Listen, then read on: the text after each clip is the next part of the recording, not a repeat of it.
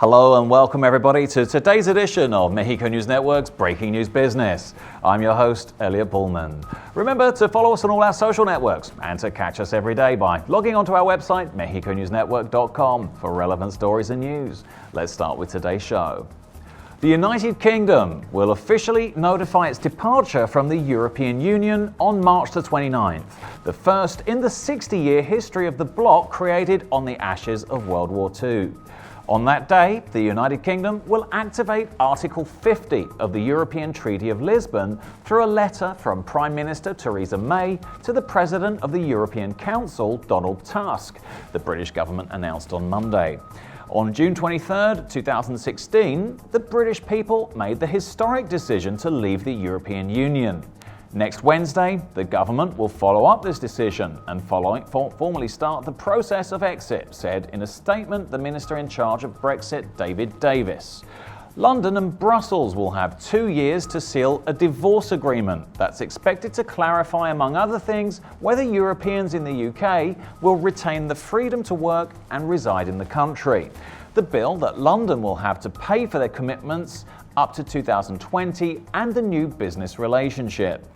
Tusk spokesman Preben Aman told CNN that the European Union will require between 4 to 6 weeks to consult with the other 27 member states and hammer out an initial negotiating position. Moving on. In a bold statement of intent ahead of the renegotiation of NAFTA, the Secretary of Agriculture said that Mexico is looking for other alternatives to import agri-food products.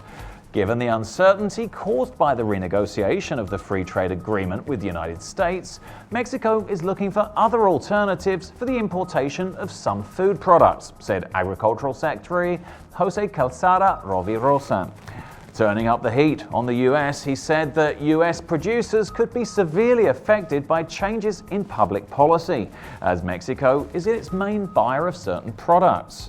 In that sense, he said, Mexico is ready to buy corn from Argentina, soy from Brazil, and pork from Denmark. We're looking for markets in Europe and in Central and South America. We're going to go to Guatemala and Nicaragua that are potential suppliers of livestock for our market, said the Secretary of Agriculture. He also said that this measure means to tell the United States that there are more suppliers that are ready to do business with Mexico. The federal official stressed that the Ministry of Agriculture, Livestock, Rural Development, Fisheries and Food, that's SAGAPA, has 2 particular mandates: to find out where to sell what they produce and where to buy what they consume. For the first time in history, today, Mexico sells $6 billion more than the United States sells to us, the official said. In other headlines, officials from the federal government of Mexico opened on Monday a program that offers advice to Mexicans in the tri-state area of New York who intend to move their finances from the United States to the banking system of their country of origin. According to the president of the National Commission for the Protection and Defense of Financial Services Users, CONDUCEF, Mario Di Constanzo, the savings of Mexicans in the United States could exceed $5 billion. The Mexican government would seek to target a portion of the 5 million nationals who have a US bank account in case they're deported or voluntarily decide to return to their country of origin. In this sense, the advice that was inaugurated this Monday in New York, which has already worked in 3 cities in California and other cities in the southern United States, is to ensure the transparency, legality, efficiency, and low cost of those resources to Mexico.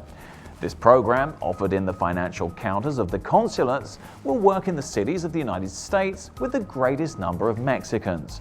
It would also have a telephone number through which Mexicans in the United States can obtain more information. And finally, let's check the markets. The Mexican peso increased again 0.18% to 19.05 from 19.02 in the previous trading session.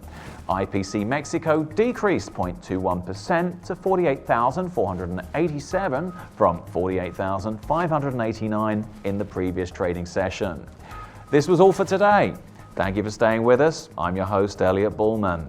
Remember to follow us on Facebook, Twitter, and Google+. and you can log on to MexicoNewsNetwork.com for more information on Mexico and the world. Until next time.